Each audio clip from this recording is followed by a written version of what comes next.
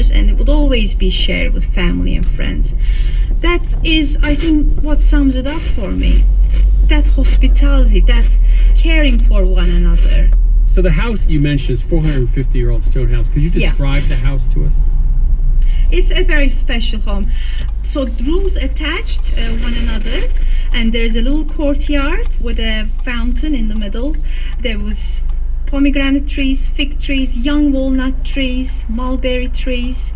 And my grandma would, for instance, cool her watermelons in that little fountain. And when I was a child, I would swim with those watermelons. And there's a lovely little alleyway that connects the house to the Long Market, Uzun Çarşı in Antakya. So our daily job, for instance, in the morning would go and get the bread from the local bakery, as well as the cheese and whatnot. And if grandma is making a special flatbread with topping, she would prepare the topping, for instance, ahead of time. And again, we kids would take the filling to the bakery.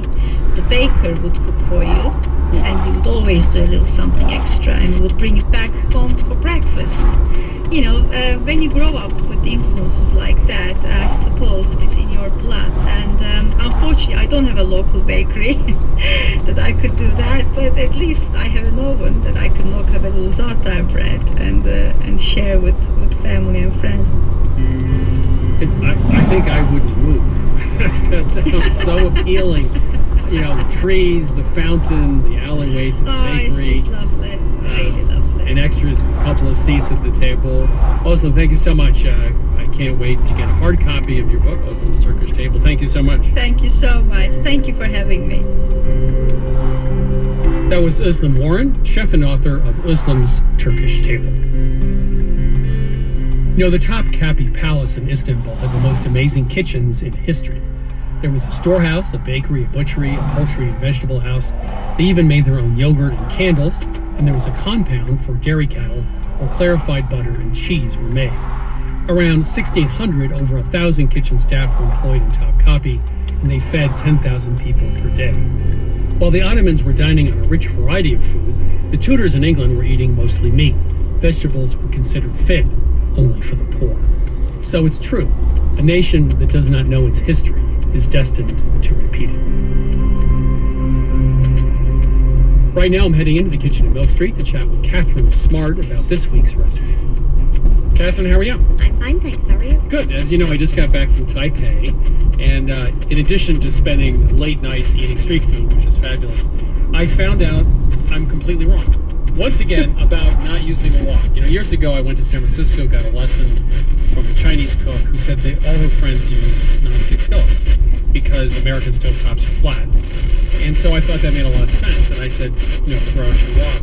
Well, I went to a restaurant called Shengye and spoke to the chef there. His name is Kun Ying Cheng, and he's been doing this for decades. And he showed me how to use it. So, first of all, the restaurant has 6 humongous woks, metal counters, running water on the counters. Just an amazing thing with a massive amount of heat.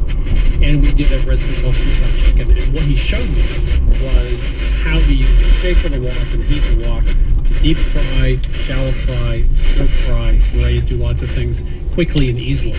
And so I brought that recipe back, 3-cup chicken, and asked you and the kitchen here at Milk Street to figure out how to do it in a wok, but do it in an American kitchen. That's right, Chris. And it was a very fun recipe to make. Very simple, not quite as simple as 1 cup of each ingredient, but the recipe is based on the fact that there were sort of 3 bowls at the ready, one with the rice wine, one with the sesame oil, and then one with the soy sauce. So to get started, we want to build the flavor base by really browning our chicken. So as you said, we're working with that really high heat. We get our oil nice and smoking. And one thing that's nice about this recipe, Chris, is there's no in and out of the skillet. So you put all the chicken in the wok at once, and then you don't touch it for 5 minutes. And that's going to give you that really nice sear and browning and flavor that we're looking for.